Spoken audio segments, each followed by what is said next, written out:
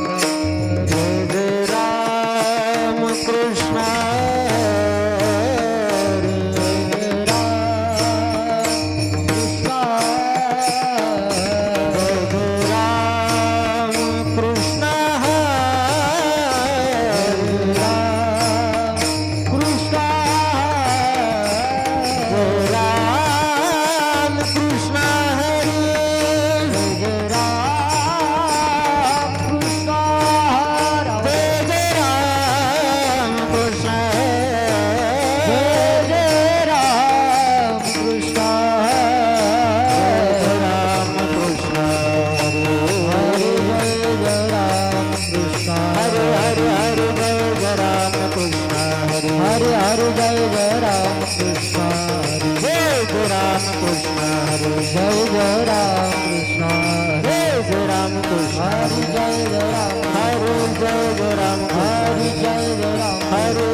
जय राम कृष्ण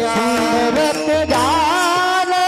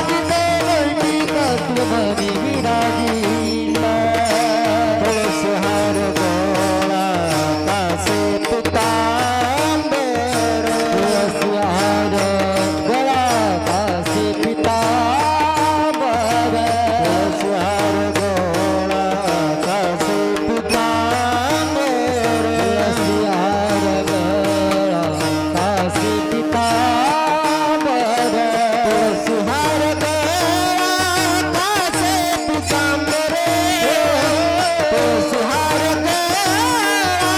कासे पितांबर आवडे निरंतर हेच ध्यान आवडे निरंतर हेच ध्यान सिहार कासे पितांबर सिहार कासे पितांबर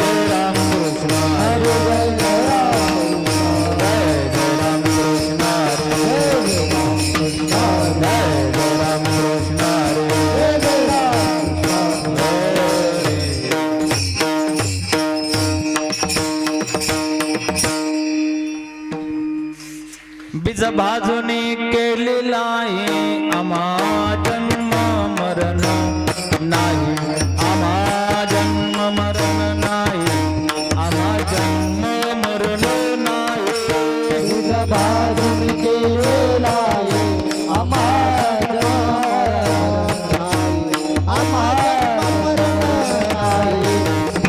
जन्म मरण नाही आकारासे कळचा ठाव देह प्रत्यक्ष झाला देव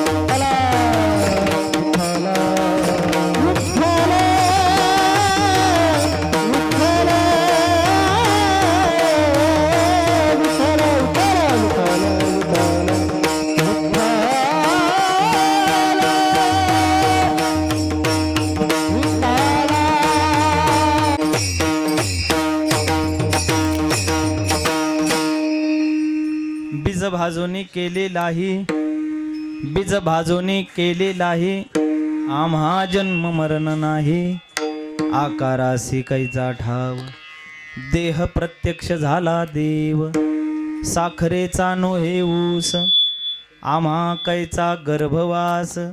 आकारासी कैचा ठाव देह प्रत्यक्ष झाला देव. तुका म्हणे अवघा जोग तुका म्हणे अवघा जोग सर्वा घटे पांडुरंग.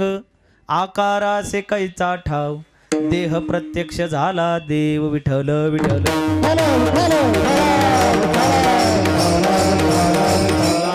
विचारसार परमा माध्यम जगद्व्यापिनीं विना पुस्तकधारिणीं भेदां जाड्यंधकारा पहा. हस्ते स्फाटिकमालिकां विदधतीं पद्मासने संस्थितां.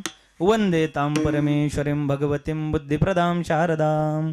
मस्तक माझा पायावरी या वारकरी संतांच्या. विठ्ठल विठ्ठल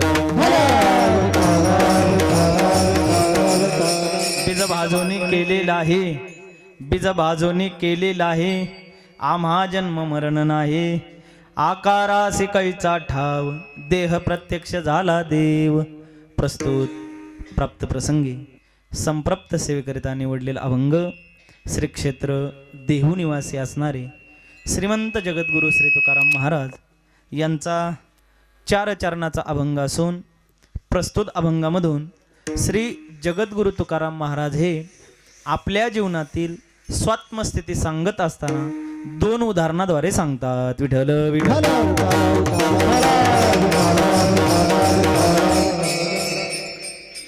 सालाबादप्रमाणे ह्याही वर्षी मोठ्या आनंदात मोठ्या उत्साहामध्ये ज्यांचं पुण्यस्मरण पार पडत आहे असे वैकुंठवासी हरिभक्तपरायण पोपट नाना कदम यांच्या 25व्या पुण्यस्मरणानिमित्त आपण सगळेजण एकत्रित जमलेलो आहोत. या इहलोकाचा नियम आहे. मनुष्य एकदा का जन्माला आला की तो कोणत्या ना कोणत्या कारणानं इहलोकाची यात्रा संपवून परलोकाच्या यात्रेला गमन करता होतो. आणि म्हणून त्या निमित्तानं गेली 25 वर्षापासून अव्याहतपणे खंड न पडता हे पुण्यस्मरण आपण मोठ्या उत्साहात साजरं करतो की ज्यांनी आपल्याला जन्माला घातलं आणि त्यांच्या नावाची सर्व इस्टेट आपल्या नावावर आपोआप झाली अशा वडीलधाऱ्यांचं पुण्यस्मरण आपण का करू नये. अहो 1-2 पुण्यस्मरण करणारे आम्ही रोज पाहतो, पण 25 वर्ष झालं अव्याहतपणे पुण्यस्मरण. महाराज खरंच धन्यवाद बघा कदम परिवाराला. विठ्ठल विठ्ठल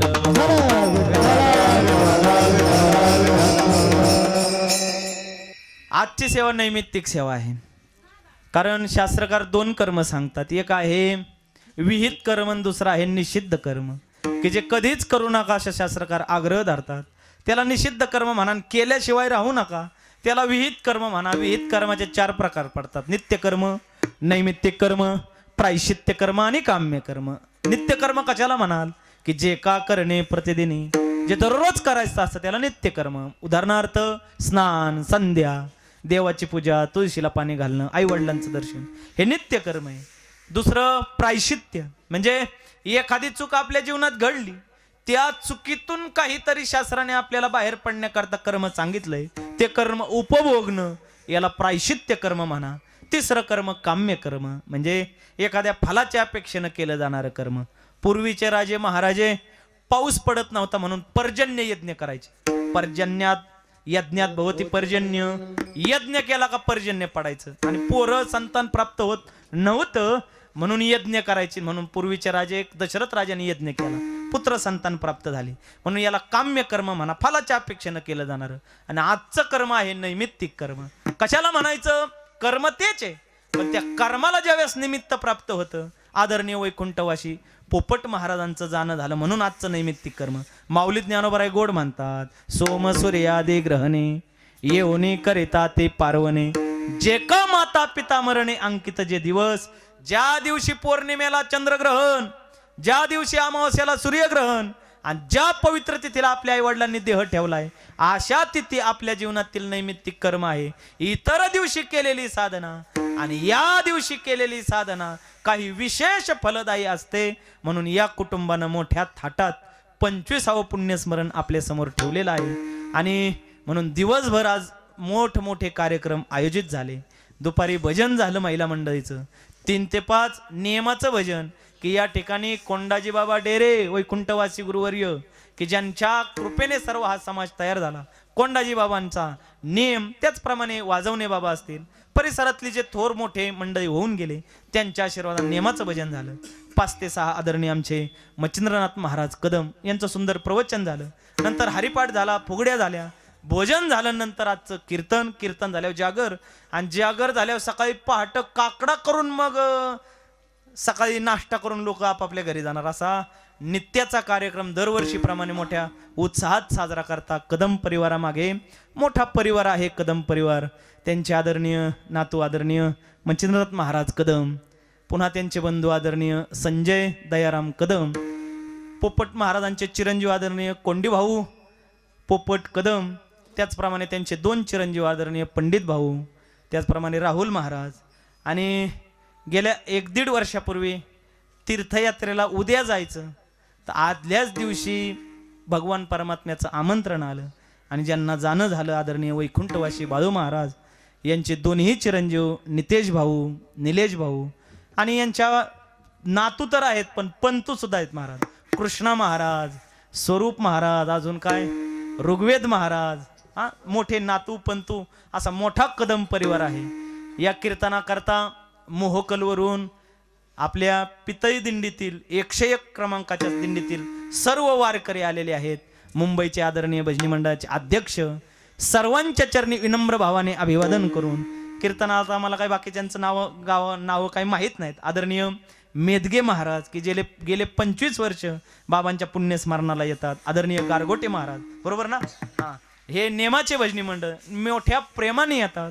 एक दिवस मुक्काम करतात आणि बाबांना आदरांजली वाहून जातात. जसा एखादा मिलिटरीचा मनुष्य शहीद झाला, वीर योद्धा, तर शहीद झाल्यानंतर त्याच्या अंत्यविधीला जशी तोफाची सलामी दिली जाते, तसे आज वैकुंठवासी पोपट महाराज गेलेत म्हणून त्यांना अखेरची म्हणायची शेवटची श्रद्धांजली देण्याकरता हे आमचे बाल गोपाळ कान्हेवाडीचे सगळं भजनी मंडळ, आदरणीय पवन महाराज, नागेश्वर महाराज यांच्या संस्थेतील ही गोड बाळ जवळजवळ 40-50 जण टाळ घेऊन उभे आहेत आणि सुंदर त्यांनी हरिपाठ केला. कीर्तनाला अनमोल अशी साथ.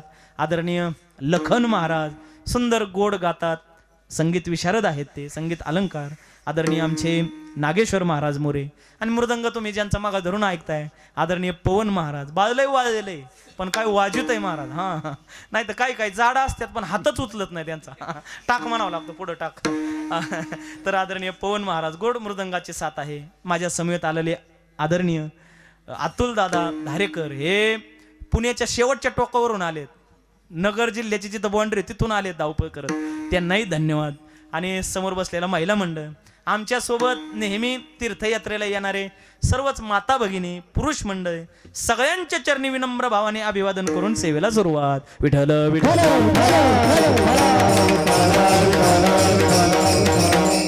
थोडासा उशीर झाला, आता नैमित्तिक कार्यक्रम म्हणलं का थोडं मागं पुढं होणार, लय काट्यावर चलून जमायचं नाही आणि लय काट्यावर चलू बी नाही महाराज. लग्न लोक 3-3 तास उशिरा लावत आहेत, 10 मिनिटं कीर्तन पुढं गेलं म्हणून काय तुम्ही राग आणि जागरच आहे ना, पुढे जागराला थांबणारच आहे तुम्ही सगळेजण, हा म्हणतात मागून ना, हा जागराला सगळेजण थांबणारच आहेत. 1:15 पर्यंत आपण सेवा आटोपण्याचा प्रयत्न करू, चालेल ना गोरगटे महाराज? चालते हवा, कारण तुम्ही नियमाची माणसं आहे, तुम्हाला विचारलेलं जरा बरं राहतं.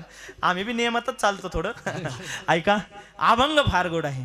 अभंग जगद्गुरु श्री तुकाराम महाराजांचा.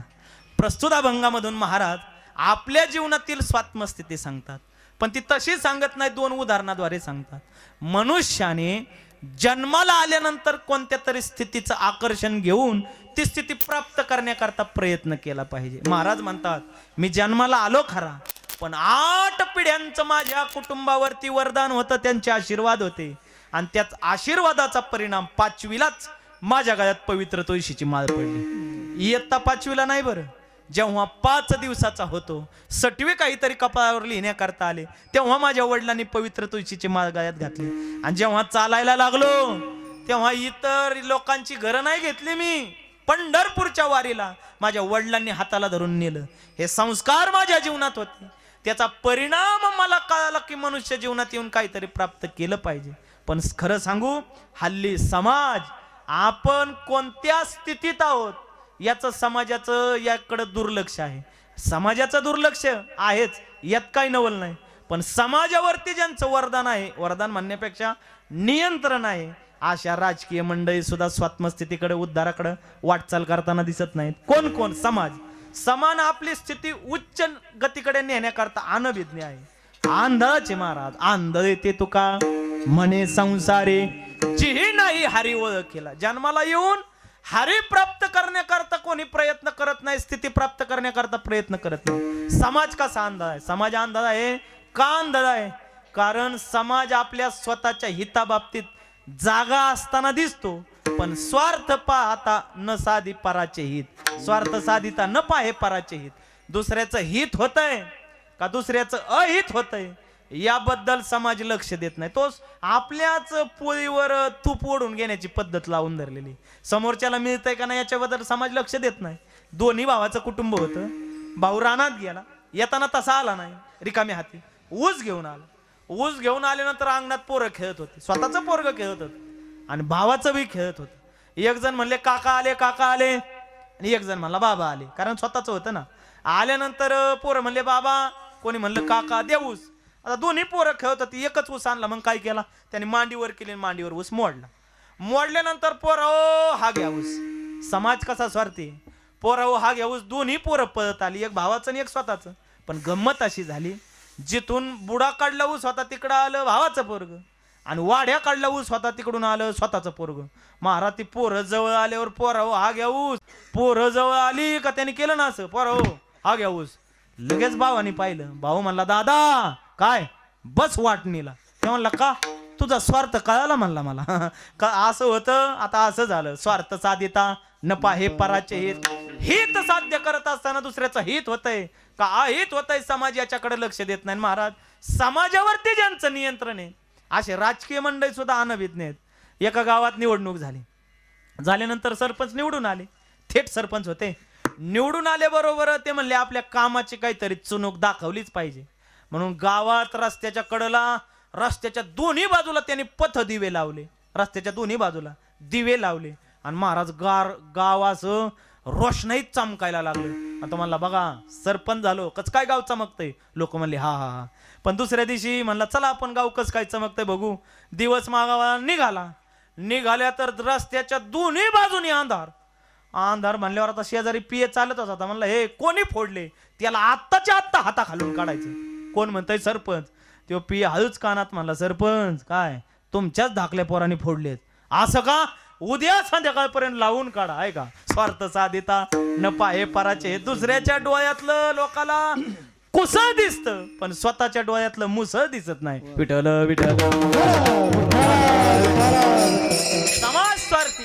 समाजावरती ज्यांचं नियंत्रण आहे असं राजकीय मंडळी सुद्धा स्वार्थी अनभिज्ञ आहेत. आपण गणितात त्रिकोण शिकलो, काटकोण शिकलो, लघुकोण शिकलो, आयत शिकलो, असे कोण शिकलो, पण भविष्यात माझा काय दृष्टिकोन आहे समाज याच्याकडे लक्ष देत नाही. आंधळाचे आंधळे ते तुका प्रमाण झालं. पण मग जागा कोण आहे? कोण जागा करतंय? तर संत स्वतःच्या हिताबाबतीत जागे.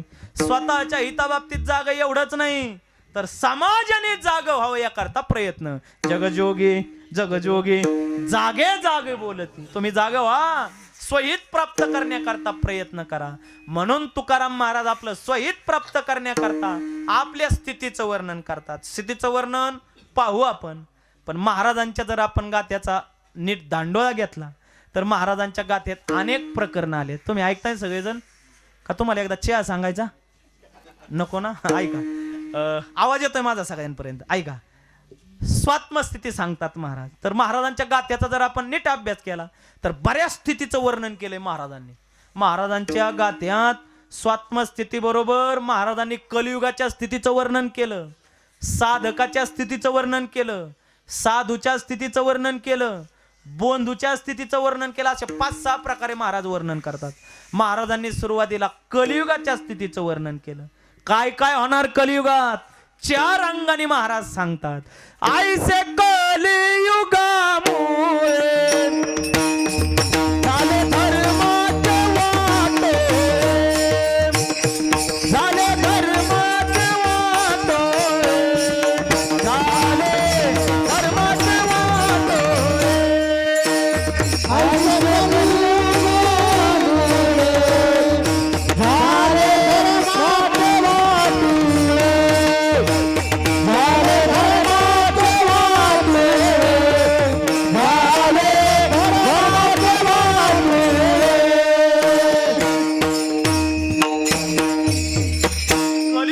काय काय घडणार कलियुगाच्या स्थितीने महाराजांनी फार गोड वर्णन केले. कलियुगात धर्माचं वाटोळं झालं. महाराज काय राहिलाय धर्म? या मनुष्य जन्माचा एकच धर्म आहे, 2 हाताचा. कोणता? हात इथे आला का त्याला 2 घास खाऊ घालायचा. हा मनुष्य जन्माचा धर्म आहे महाराज. लग्न झालंय? लग्न झालंय नाही? चला माझ्या बरं आनंदीला. मग आता ज्यांचं लग्न झालंय त्यांच्या घरात कोण आला? आला का आली? आली बी ना आला बी. आला नाम आचार्य आला आणि आली नाम पत्नी आली. त्याने घरात एकट्यानं जेवू नये शास्त्रकार सांगतात. एकेनं न भुंजेयात. त्याने एकट्यानं जेवायचं नाही. दररोज अतिथी असावा. हा कलियुगाचा धर्म आहे. पण हल्ली समाजाला लोकाला जेवू घाला असं सांगावं लागत महाराज. सप्ताहाला वर्गणी मागणारे, पंक्ती घेणारे सर्वांच्या घरी जातात आणि आग्रह करतात, अहो दान करा, दान करा. पण या पवित्र हाताने लोक दान करत नाहीत. लोकाला दान करा म्हणलं का लोकांच्या हाताला लखवाच भरतो महाराज. महाराज बोलतात, दाने कापे हात न आवडे ते विषय मात. दान करा म्हणलं का लोक दान नाही करत. या पवित्र हाताचा महाराज धर्म आहे की दान करावं. म्हणून कलियुगात हे होणार महाराज. 4 अंगाने स्थितीचं वर्णन करतात. ऐसे कलियुगामुळे झाले धर्माचे वाटोळे. कसं झालं? धर्म आवडणार नाही. धर्म तोचे सार. धर्म केला पाहिजे मनुष्याने. धर्म लोकाला आवडणार नाही. अजून काय करणार लोक राम राम म्हणणार नाहीत. सांडोनिया राम राम. ब्राह्मण म्हणते दोम दोम. मोठमोठी माणसं राम राम नाही घालणार महाराज. लोकाला राम राम म्हणायचं लय वावड आहे. लोकाला आपण म्हणलं ना राम राम, जय हरी, रामकृष्ण हरी. लोक रामकृष्ण हरी म्हणत नाही. लोक म्हणतात हॅलो. फोन आला का आम्ही हॅलो नाही म्हणत, रामकृष्ण हरी म्हणतो. पण ते लोक म्हणतात हॅलो, हा हा हा हा तेच रामकृष्ण हरी, हा हा अरे रामकृष्ण हरी. लोक रामकृष्ण हरी म्हणत नाही. आपण एखाद्याच्या घरी जेवायला गेलो रामकृष्ण हरी तर लोक म्हणतात रामकृष्ण हरी नाही. मग वेलकम वेलकम घरात या, पण रामकृष्ण हरी म्हणत नाही. जेवण झालं, येतो आता, जय हरी. जेवण छान झालं तर लोक जय हरी नाही म्हणत. मग बाय बाय. लोक राम राम म्हणत नाही. सांडोनिया राम राम. त्या दिवशी मला एक फोन आला पवन महाराज. नेहमीप्रमाणे फोन आला का आम्ही हॅलो नाही म्हणत, रामकृष्ण हरी. मी म्हणलो रामकृष्ण हरी. त्याला मला फोन लावायचाच नव्हता. मी म्हणलो रामकृष्ण हरी. तो जसा म्हणला तसं सांगतो. तो म्हणला चहा आयला मठात फोन लागला काय नो, दिला फोन ठेवून. आता काय म्हणता महाराज. लोक रामकृष्ण हरीचं लय वावड. सांडोनिया राम राम. ब्राह्मण म्हणते दोम दोम. चतुर्वर्णात महाराज ब्राह्मण सुद्धा अन्य संप्रदायात दोम दोम म्हणून भिक्षा मागण्याचा प्रघात आहे. राम राम म्हणणार नाही पण दोम दोम म्हणून भिक्षा मागतील. हे कलियुगात होणार. धर्म करणार नाही. स्थितीचं वर्णन करतात महाराज कलियुगाच्या स्थितीचं. धर्म करणार नाही. लोकाला राम राम आवडणार नाही. आणि काय लोकाला कपडे कसे घालावे याची अक्कल राहणार नाही महाराज. हा कपड्याचा लय मोठा प्रश्न आहे. आता कोणाच्या राहणीमानावर आपल्याला काही बोलता येणार नाही. पण तुकाराम महाराज बोलतात तसं सांगतो मी. महाराज बोलतात लोकाला कपडे कशी घालावे याची अक्कल राहणार नाही. लोक कशी कपडे घालणार? शिवो नये ते निळी वस्त्रे पांघरते काळी. काळी निळी वस्त्रे शिवू सुद्धा नाहीत पण ते लोक पांघरते ते लोक घालतील बघा. असं कलियुगात होणार. माझ्याकडे काही तक्रार करू नका. अभंग तुकाराम महाराजांचा आहे, तिकडे जाऊन तक्रार करा. शिवो नये ते निळी. लोकाला कपडे कशी घालावा याची अक्कल राहणार नाही. लोक नमस्कार करणार नाही, राम राम घालणार नाहीत. लोक धर्माचं पालन करणार नाही. अजून एक गोष्ट घडणार. काय? मोठी माणसं आपल्या घरा पुढे येणार आणि भीक मागणार. महाराज बोलतात तुका म्हणे वृत्ते सांडोनिया गदा मागत जाते. गदा मागणे म्हणजे भीक मागणे. महाराज लोक येतात बघा आपल्या घरा पुढे 5-5 वर्षांनी येतात आणि म्हणतात आम्हाला सेवेची संधी द्या. इथं या पत्रावर उचलाय ती सेवेची संधी नको. आमच्यावर नजर ठेवा, आमच्यावर लक्ष ठेवा म्हणतात ना. इकडे आली होती ना आता 1 महिन्यापूर्वी आली होती. मोठी माणसं महाराजांनी वर्णन केलं जसं तसं सांगितलं. हे कलियुगात घडणार. कलियुगाच्या स्थितीचं वर्णन केलं महाराजांनी. तसंच महाराजांनी गाथ्यामध्ये साधकाच्या स्थितीचं वर्णन केलं. कोणाला म्हणावं साधक? साधकाची स्थिती महाराज 5 अंगाने गाथ्यात सांगतात. साधकाची दशा असावी उदास असावी. साधकाची दशा उदास असावी. साधकाची दशा उदास असावी. साधकाची दशा उदास असावी.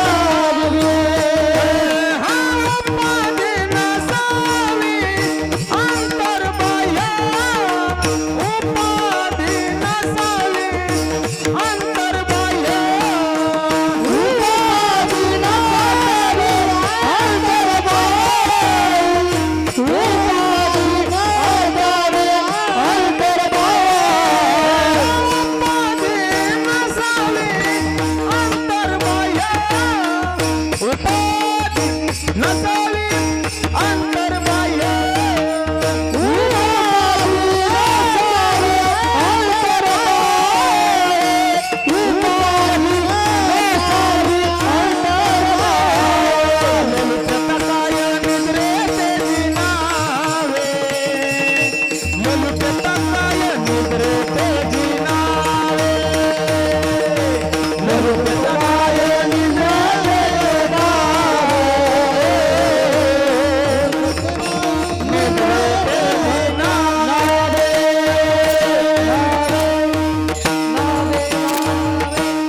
कलियुगाच्या स्थितीचं वर्णन केलं महाराजांनी. तसंच महाराजांनी साधकाच्या स्थितीचं वर्णन केलं. कोणाला म्हणायचं साधक, तर साधकाच्या 5 अंगाने वर्णन महाराज या अभंगात करतात. साधकाचे दशा असावे उदास, उपादे नसावे अंतर्बाह्य. महाराज साधक आसक्तीने शोभत नाही, साधक उदासतेने शोभतो. तुमचं लक्ष आहे ना माझ्याकडं, थोडं लक्ष द्या. कीर्तन पाहायचं बी असतं, कीर्तन ऐकायचं बी असतं. कीर्तन 60% ऐकायचं आणि 40% पाहायचं. का बरं? कारण कीर्तनकाराचे बरेच भाव बोलण्यापेक्षा त्याच्या हावभावातून समजतात. असे गुरुवर्य महाराज मंडळी सांगायचे, बोलण्यातून समजतात. तर साधक उदासतीने शोभतो, आसक्तीने शोभत नाही. साधक रूप पाहता लोचनी असावा, रुपये पाहता लोचनी नसावा. साधकाचा हात असा असावा, साधकाचा हात असा नसावा पडिले वळण इंद्रिय असक. साधक 500 रुपयासाठी वड्यातून गाडी माघारी आणणारा नसावा. हा, साधक त्याला म्हणतात. साधक आसक्तीने शोभत नाही, उदासतीने शोभतो. साधकाच्या जीवनात अर्थ नसावा, पण परमार्थ जरूर असावा. नाही का झालं तुम्हाला? बरं असू द्या. साधक त्याला आसक्तीने शोभत नाही, विरक्तीने शोभतो. साधकाची दशा उदास असावी आणि उपाधी आंतरही जनात नसावी, बाह्यही जनात नसावी. आंतर्मनात कोणती? काम क्रोधाधिक षड्विकार नसावेत आणि बाह्य जगात जनतन धनाचे उपाधी नसावे. तिसरं लक्षण लोलुप्यता काय, निद्रे तेजी नावे. त्याने निद्रा जिंकलेला पाहिजे. कशी? श्वान निद्रा तथैवच. श्वान म्हणजे कुत्रा. महाराज कुत्र्याला नुसती चाहूल लागली का कुत्र लगेच टाव करून उभं राहतं. महाराज कुत्र, त्याला म्हणायचं कुत्र्यासारखे झोप. श्वान निद्रा तथैवच, लोलुप्यता काय, निद्रे तेजी नावे. चौथं लक्षण भोजन करावे परिमित. बाबांनी सांगितलं, हा बघा त्यांचा अख्खा पाठ आहे. भोजन करावे, भोजन मापात असावं. महाराज आता भोजनाबद्दल न बोललेलंच बरं. लोक भोजनाला हातच आखडीत नाहीत. महाराज भजन 1 मिनिटात आणि भोजन 1.5 तास. भजन महाराज भजन शब्द आहे आणि भोजन शब्द सारखाच आहे. फक्त भजन शब्दाला काना नाही, मात्रा नाही. म्हणजे जे मापात करायचं नाही त्याला म्हणायचं भजन. आणि भोजन शब्दाला काना बी आहे आणि मात्रा बी आहे. म्हणजे जे मापात करायचं त्याला म्हणायचं भोजन. नाही का कळलं? शब्दांनीच सांगितलं ना आपल्याला. मापात करायचं ते म्हणायचं भोजन. पण लोक दिंडीला जातात, वारीला जातात, हातच आकडीत नाहीत महाराज जेवताना. बरं आता दिंडीला जातोय. पूर्वीचे दिवस लय वाईट होते. तुम्ही पिठात मीठ टाकून पाणी काढून तुम्ही दिंड्या केल्या. पूर्वी वारीला गेले तुम्ही, बरोबर. आता सोय झाली. दिंडीला बिशी भरल्यामुळं दिंडी मालकाला सोय करावं लागते. 2 टाइम नाश्ता, 4 टाइम जेवण, 8 टाइम पोहे, 10 टाइम चहा, 12 टाइम दूध, सगळं वजनात असतंय. मग गडी आता वारं बदललंय, महिना बदललाय, दिवस बदललेत. आषाढ महिना, अशा कारणात जर हात आखडला पाहिजे. पण गडी महाराज म्हणतो बिशी वसूलच करायची. बरं सकाळी नाश्ता मिळतो. नाश्ता कशाला म्हणतात? आश्नितम न आश्नितम. म्हणजे खाल्ल्यासारखं वाटलं पाहिजे आणि न खाल्ल्यासारखं वाटलं पाहिजे त्याला म्हणायचं नाश्ता. पण गडी काष्टा फिटूच तोवर नाश्ता करतो. आता काय म्हणावं? आता बरं नाश्ता एवढा झालाय, मग दुपारचं जेवण जरा मापात असावं. गडी म्हणतो नाही नाही बिशी वसूलच करायची. गडी दुपारी डबल कोयता मारून गाडी भरतो. कोयता मारून तुम्ही ट्रॅक्टर भरणारे पाहिले असतील. कोयता मारून कशी गाडी भरतात? डबल कोयता मारून गाडी भरतो. बरं आता दुपारचं जेवण चांगलं झालंय, सकाळचा नाश्ता चांगला झालाय, संध्याकाळी उगा थोडं मुरमुरे खावा, पाणी प्यावा. पण हा गडी थोडं मुरमुरे पाणी खात नाही तर गडी म्हणतो नाही नाही आपल्याला बिशी वसूलच करायची. थोडं इकडे लक्ष द्या. मग गडी काय करतो? संध्याकाळी दाबून जेवतो. दाबून जेवणं माहितीये तुम्हाला? दाबून म्हणजे जोपर्यंत या पोटाचा भाग या कपाळासारखा निबार लागत नाही तोपर्यंत भरीत राहणे याला म्हणायचं दाबून जेवणे. बरं आता एवढं जेवण झाल्यावर हे गडी दुसऱ्या दिवशी भजनात असतील का हो? हे गडी दुसऱ्या दिवशी भजनात सापडतच नाही. मग डाळिंबाच्या आड, कटाच्या आड, बांधाला उचला, आरलेल्या गाड्या भर द्याव वेगाने महाराज. भोजन करावे परिमित.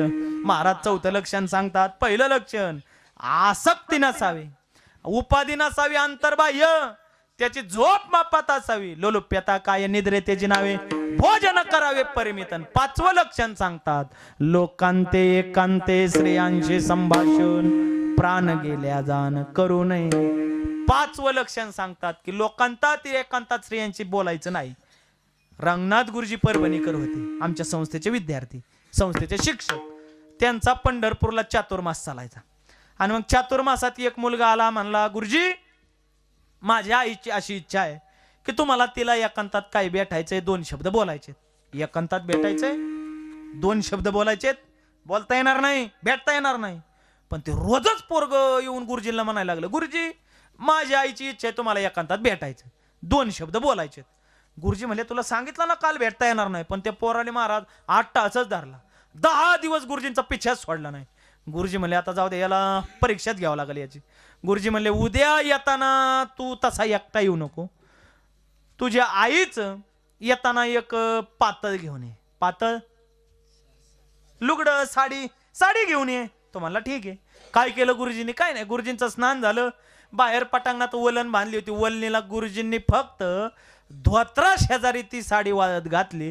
गुरुजींचं प्रवचन 7ला सुरू व्हायचं, लोक 6लाच येऊन बसायचे. गुरुजींचं नेहमीप्रमाणे प्रवचन सुरू झालं. पण त्या दिवशी गंमत अशी झाली, गुरुजींकडे लोक बघायचे आणि साडी का बघायचे, गुरुजींक बघायचे, साडी का बघायचे. झालाच बदल, तर साडी का बघायचे आणि गुरुजींक बघायचे. अख्खं प्रवचन लोकांनी साडी का बघूनच केलं. प्रवचन झालं आणि गुरुजींनी त्या बाळाला बोलावलं. म्हणले बाळा, रोज एकाग्र होणारे लोक नुसतं धोत्रा शेजारी साडी वाळत टाकली तर लोकांनी भुवया उंचावल्या. एकांतात भेटण्याचा काही संबंध, भेटता येणार नाही. याला म्हणा लोकांते एकांते श्रेयांशी संभाषण, प्राण गेल्या जाण करू नये. पण आता हे बोलणं फार अवघड. हे नुसतं आता ऐकून ठेवायचं, याच्या काही नादी लागायचं नाही महाराज. आता महाराज गडी तयार झालेत. नाही सप्त्यात 4 पुरुष आहेत तर 4 महिला आल्याच पाहिजेत. एवढं कट करा बरं का तेवढं, नाही तर मग माझ्या मग नांगूरच धरते ना महिला म्हणणं. आता हल्ली लय अवघड आहे महाराज. काही माणसं कीर्तनाला गड्याचं कीर्तन असल्यावर पुढे येत नाहीत, पण बाईचं का कीर्तन ठेवलं का गडी गुळ ठेवायलाच पुढे बसवतो. हे आमचा अनुभव आहे. हा, गड्याचं कीर्तन म्हणलं का म्हणावं लागतं पुढा सारखा. महाराज बाईचं का कीर्तन ठेवलं म्हणावं लागतं सरा माग. असंच आहे ना, आम्ही काय बोलतो ते चुकीचं आहे का? बरोबर आहे. हा, तशीच माझा करंट लागलाय. असू द्या. आता सांगायचा भाव असा लोकांते एकांते श्रेयांशी संभाषण, प्राण गेल्या जाण करू नये. आम्ही संस्थेत 2012ला संस्था सुटलो. तर आम्हाला ज्यावेळेस संस्थेत प्रवेश होता त्यावेळेस 95 मार्काचं मराठी व्याकरण आणि 5 मार्काचं चिरंजीव पद की जे नाथरायांनी लिहिलंय. 42 ओव्या आहेत. त्या 42च्या 42 अजून माझ्या पाठ आहेत. त्यातली एकच ओवी सांगतो. कसा असावा स्त्रियांचा संग, नको नको स्त्रियेचा संग, नको नको स्त्रियेचा एकांत, नको नको स्त्रियेचा परमार्थ, घात करते पुरुषाचा. विठ्ठल विठ्ठल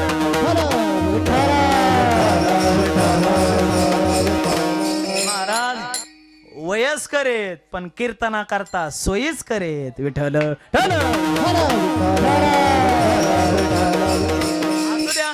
आता काही याच्या बरोबर जास्त काही चिंतन करायला नको. नाही तुम्ही माझी खानारानी वटी भरून काढून देता मला. असू द्या. 5 अंगाने साधकाच्या स्थितीचं वर्णन करतात. पहिलं कलियुगाच्या स्थितीचं वर्णन केलं, दुसरं साधकाच्या स्थितीचं वर्णन केलं, तसंच महाराज साधूच्या स्थितीचं वर्णन करतात. कोणाला म्हणावं साधू? साधू कोणाला म्हणावं? जे कारंजले गांजले त्याशे म्हणे जो आपुले, तोचे साधू खावा देव तेथेचे जाणावा. जे प्रपंचात संसारात रंगलेत गांजलेत अशा सगळ्यांना एकत्रित घेऊन त्यांच्या डोक्यावर हात फिरवून त्यांना मोक्षाची वाट दाखवणारा त्याला म्हणावं साधू. जे कारंजले गांजले म्हणले, हे रंगले न गांजले एकाच चरणात कस काय आले? आमच्या श्रीगुरूंनी त्यांच्या श्रीगुरूंना विचारलं. ते म्हणले तसा प्रपंचात रंग चढत नाही. प्रपंचात ऐकलं तुम्ही सगळेजण, तसा रंग चढत नाही. तो गांजल्याचा हात धरून येतो आणि मग रंग चढतो. तसं पान रंगत नाही, कात टाकावं लागतो, चुना टाकावं लागतात, तसं रंगत. त्याचा प्रपंचात रंग चढत नाही. आंधळ्या मनुष्याला जर जेवायला बोलावलं तर आंधळ एकटं येत नाही, ते डोळस माणसाचा हात धरून येतं. तैसे आंधळे आविंतनले दुजे निशी नये. हा, ते एकटं येत नाही महाराज, डोळस माणसाचा हात घेऊन येतो. तसा प्रपंचात रंग चढत नाही, गांजल्याचा हात धरून येतो. म्हणून जे गांजलेत रंगलेत आशांना सन्मार्गाची वाट दाखवतात त्यांना म्हणा साधू. पण साधू कोणाला म्हणा? आजकाल बाबा लय टोळ्या झाल्यात गावगाव साधूच्या आणि शिष्याच्या. गुरु गावात चोऱ्या करी, शिष्य वढ्याला माशे धरी. हा, अशा गावगाव टोळ्या झाल्यात शिष्य साधूच्या. त्यांच्यापासून सावध राहा. आटके गुरु, धाकटे चेले, पौर्णिमेला जन्मले ना अमावास्येला मेले. हे काय गात्यातलं नाही, आपलं उगाच सांगितलं तुमच्यावर. यांच्यापासून सावध राहा. आणि मग महाराज साधूचं वर्णन करतात. साधूच्या स्थितीचं वर्णन केलं, कलियुगाच्या स्थितीचं, साधकाच्या स्थितीचं, साधूच्या स्थितीचं वर्णन केलं. तसंच बंधूच्या स्थितीचं सुद्धा वर्णन केलं. कोणाला म्हणायचं बंधू? ऐसे कैसे झाले बंधू, कर्म करोनी म्हणते साधू, अंगा लावणी राख, डोळे झाकून करते पाप. असे बंधू सुद्धा गावगावात आहेत महाराज. अशा बंधूच्या स्थितीचं वर्णन केलं महाराज. कलियुगाचं वर्णन केलं, साधकाचं वर्णन केलं, साधूचं वर्णन केलं, बंधूचं वर्णन केलं. दुसरंच वर्णन कवर सांगता. तुमचं काय वर्णन हे महाराज अभंगाच्या पहिल्या चरणात सांगता. बीज भाजनी केली नाही, बीज भाजनी केली नाही, बीज भाजनी केली नाही, बीज भाजनी केली नाही, बीज भाजनी केली नाही, बीज भाजनी केली नाही, बीज भाजनी केली नाही, बीज भाजनी केली नाही. आम्हा जन्म मरण नाही, आम्हा जन्म मरण नाही. आकाराची एका देव, आकाराची एका देव. आम्हा जन्म मरण नाही, आम्हा जन्म मरण नाही. आकाराची कैचा ठाव, आकाराची कैचा ठाव.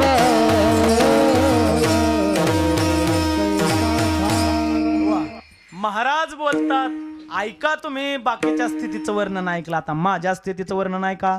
माझी कशी स्थिती झाली? बीज बाजोनी केलेला आहे, आम्हा जन्म मरण नाही. जसा मनुष्य एक रानात निघाल्यानंतर, जमीन बी पेरण्या योग्य झाल्यानंतर, त्याला वापशावर आल्यानंतर आपण जसं घेतलेलं बी तव्यावर घेतो, सुंदर भाजितो आणि मग रानात नेऊन टोबितो, आहे ना? नाही तरी काही जण म्हणतात हा बरोबर आहे तुमचं. अहो तसं नाही, बी भाजून कुठं रानात नेऊन उगवत आहे का? अहो काही माणसं शपथा घेतात ते कांद्याचं बी. तुमच्याकडे लय कांदा आहे महाराज. कांद्याचं बी, घासाचं बी कसं ठेवावं लागत? बारदाण्यात ठेवावं लागत, खाली नाही ठेवून जमत, पोटमाळी ठेवीत आहेत. काही जण त्याला फॅन लावतात का बियाला हवा मिळाली पाहिजे, मग बी उगून येईल. काही मंडळ बी विकत असताना शपथा घेतात, बी उगून आल्यावर पैसे दे, तोपर्यंत देऊ नको. एवढं बियाची निगराणी घ्यावं लागते, तेव्हा बी अंकुराने प्रकट होतं. तर महाराज बी बाजल्यावर बी रोपण होईल का? नाही होणार. म्हणून महाराज म्हणतात, मी माझ्या जन्माचं आणि मरणाचं बी भाजलं बी भाजलं का बियाची काय होती लाही होते. महाराज ज्वारीचा दाना भाजला का काय होते त्याची लाही होते. तांदळाचा दाना भाजला का काय होते त्याची लाही होते. तसं महाराज म्हणतात बेज भाजोनी केलेला आहे आम्हा जन्म मरण नाही. म्हणजे आम्ही जन्माचं बी आणि मरणाचं बी भाजलं म्हणून आता आम्हाला जन्माला यायचं नाही मरणाला यायचं नाही. का बरं? कारण गीताकार सांगतात 4 प्रकारची दुःख आपल्या पाठीमाग हात धुवून लागलेत. कोणकोणती? जन्म मृत्यू जरा व्याधी दुःख दोषानुदर्शन. हे 4 प्रकारची दुःख आहेत. त्यातली महत्वाची दुःख जन्म आणि मृत्यू तीच आम्ही त्याच्या बीजासह भाजली. म्हणजे जन्माला येण्याचं कारण जे बी आहे ते आम्ही त्याच्या कारणासह कार्याची निवृत्ती केली. म्हणजे कसं? जन्माचं बी भाजलं. म्हणजे कोणत्या कारणाने जन्माला यावं लागतं ती कारणच आम्ही आमच्या जीवनातील नाहीशी केली. म्हणजे कसं? जन्माला येण्याची काही कारण आहेत. कोणत्या कारणाने जन्माला यावं लागतं, कोणत्या कारणाने मरावं लागतं. ते मरणाची बी जन्माचं बी भाजलं आम्ही. म्हणजे कोणत्या कारणाने जन्माला यावं लागतं? महाराज 1000 कारणं सांगता येतील जन्माची. महाराज एक आहे का काय? 1000 आहेत. पण लय नको सांगायला कारण दाट जास्त पेरलं तर कंसाला बारीक पडतं. त्यामुळे आपण 1-2च पाहू. कोणत्या कारणाने जन्माला यावं लागतं? पाप केलं का मनुष्याला जन्माला यावं लागतं. जन्मा येणे घडे पातकाचे मूळ संचिताचे फळ आपोलिया. पाप झालं का जन्माला यावं लागतं. हल्ली लोक पाप करताना हातच आकडीत नाहीत महाराज. डोळं झाकून पाप करतात.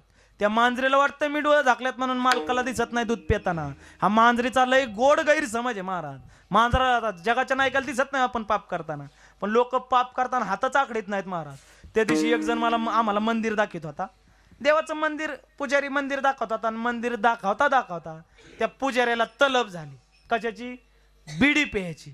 त्यांनी समयलाच बिडी लागली आणि पिऊ लागला. आता काय म्हणावा म्हणजे यालाच माझा डीपीओचा आकडा टाकला काय.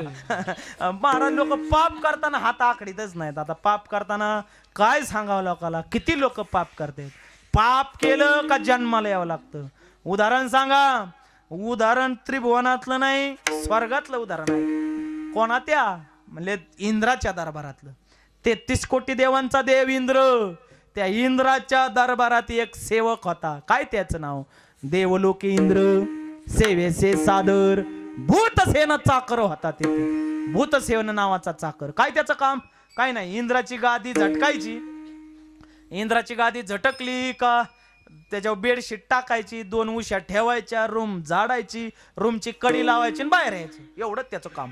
एवढं काम झालं का दिवसभर गडी निवांत. एक दिवस त्याला वाटलं काय इंद्राची गादी आहे. त्याने गादी झटकली म्हणला आता बेडशीट टाकले 2 मिनिटं बसावा. म्हणून तो बसला ना. 2 मिनिटं बसला. बसल्या त्याला जरा मऊ वाटलं. म्हणला लयच मस्त आहे मग थोडं लावून टावा. लावणला आणि लावणल्या गोरायला लागला. काय माणसाला झोप लय जवळ असते महाराज. हा लय जवळ. रामकृष्ण हरीलाच काय झोपत येत कीर्तनाच्या. आणि ज्ञानदेव तुकारामला उठत येत नीट निघत येत दुसऱ्याची चप्पल घालून. आता काय सांगा. आणि मग झोपला. मोठ्या माणसाच्या आसनावर बसू नये. तुकाराम महाराज म्हणतात मोठ्या पूज्य माणसाच्या आसनावर बसला का माता आगमनाचं पाप लागतं. तुकाराम महाराज बोलतात पूज्या एकासनी आसनी आसन करिता गमन मातेशी होय. माता गमनाचं पाप लागतं. आता मोठ्या माणसाच्या गादी बसला आणि मोठ्या माणसाची मर्जी सांभाळावं लागते. मोठ्या माणसाची का मर्जी नाही सांभाळली महाराज खाकानाच होतो. बरोबर 12 पिढ्यापर्यंत शाप राहतो. मोठ्या माणसाची मर्जी सांभाळावं लागायची. त्यामुळे मोठ्या माणसाची मर्जी सांभाळावं लागते. आता मोठी माणसं महाराज अर्धे हळकुंडानेच पिवळी झाल्यात म्हणा. मोठ्या माणसाची मर्जी सांभाळते. तेवढ्यात इंद्र महाराज आले. माझ्या आसनावर बसला. महाराज मोठी माणसं थोडा गुन्हा झाला ना लगेच क्रोधायमान होतात. महात्माना स्वल्पेन आपे अपराधेन कुप्यती म्हणजे रागावतात. राग आल्यावर इंद्र महाराजांनी दिला शाप. काय? चंडविल्ल होऊन पडशील. आणि महाराज तोच भूतसेन नावाचा चाकर चंडविल्ल नाव घेतले ठेवून भाव अंतरीचा वाढविला. दुष्ट भाव अंतरीचा वाढविला. ही कथा महाशिवरात्रीला सांगतात. महाराज देवाच्या दरबारात असणारा देव त्याला जर चंडभिल्ल होऊन जन्माला यावं लागलं तर मग चोऱ्या करणाऱ्यांना लबाड्या करणाऱ्यांना दुसऱ्याचा बाण टोकरणाऱ्यांना जन्माला येऊ लागणार नाही. कशावरून येऊ लागणार? म्हणून जन्माला यायचं पहिलं कारण पापामुळे जन्माला यावं लागत. पहिलं कारण. दुसरं कारण वासना शिल्लक राहिली का जन्माला यावं लागतं. नाथ महाराज म्हणतात, जन्म घेणे लागे वासनेच्या संगे, तेच झाले अंगे हरी रूप, तेच झाले अंगे हरी रूप, तेच झाले अंगे हरी रूप. जन्म घेणे लागे वासनेच्या संगे, तेच झाले अंगे हरी रूप, तेच झाले अंगे हरी रूप, तेच झाले अंगे हरी रूप. वा, जन्म घेणे लागे वासनेच्या संगे. महाराज वासना शिल्लक राहिली का जन्माला यावं लागत. हो, कोणाची वासना शिल्लक राहिली. महाराज वासना शिल्लक राहिली का जन्माला यावंच लागत. कोणाची राहिली.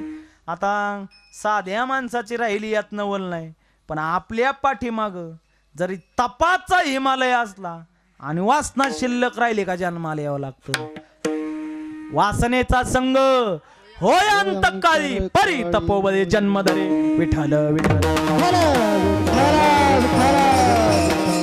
महाराज मुद्दा चाललाय त्याला म्हणायचं अचूक प्रमाण. वासनेचा संग होय अंतकाळी, परी तपोबळी जन्मधरी. तपाचा हिमालय असला तरी जन्माला यावं लागतं. बाबांनी प्रमाण दिलं. वा महाराज, असे माणसं पाहिजे आमच्या पुढं. नाही तर मग आमच्या पुढं ना माणसं बी असे बसत आहेत निवळ महादेवा पुढचे. हा, असू द्या. अशी पाठांतरावाली माणसं असली का मग जरा हुरूप येतो कीर्त. आता तुम्ही वाजवणे महाराजांच्या गुरुवर्य कोंडाजी बाबाच्या संपर्कातली माणसं. गुरुवर्य पोपट महाराज कोंडाजी महाराजांच्या कीर्तनात चाल म्हणायचे ना. इथून पाय पाय जायचे वैष्णव धामला. पूर्वे पारुंडे, नंतर वैष्णवधाम गावाचं नाव ठेवलं. पारुंड्याच्या बुचकेवाडी नावाचं गाव होतं. ते बाबांनी नाव बदललंय त्याचं. काय बुचकेवाडीचं नाव बदललं वैष्णवधाम. म्हणजे बुचकेवाडी काय ना गावाचं नाव आहे. हे कोंडाजी बाबांना गावाचं नाव बदललं. काय वैष्णवधाम ठेवलं. तुम्हाला आहे का माहिती. मला माहिती, मी तिथं कीर्तन केलेलं आहे. असू द्या. आणि मग साधूला किती मोठा साधू असो महाराज, वासना शिल्लक राहिली का जन्माला यावं लागतं. हल्ली लोक बी ना, एखादा मनुष्य आजारी पडला ना, आता त्याचा अंतकाळ जवळ आलाय, वय भरलंय, आता 2-4 दिवसात जाणार आहे देवा घरी, पण लोक बी ना महाराज त्याला भेटाई गेलेली लोक काही सुईचे असतात, काही सांगता येत नाही महाराज. त्याला गेलं का म्हणणार सफरचंद देऊ का. आता त्याला काही खावतच नाही महाराज, तोंडाची चव गेलेली असते. सफरचंद देऊ का, नको. ते नुसते मान हलवतं, नको. केळी नको, द्राक्षे नको. ते वैतागलेलंच असतं. बरं काजू, आता त्याची 32 सगळी 32 शिरायला गेलेली, सगळं अख्खं 32 पडलेली, तरी त्याला म्हणणार काजू ते नको नको म्हणतं. मग हळूच एक जण म्हणतं, विचारून बघा काय.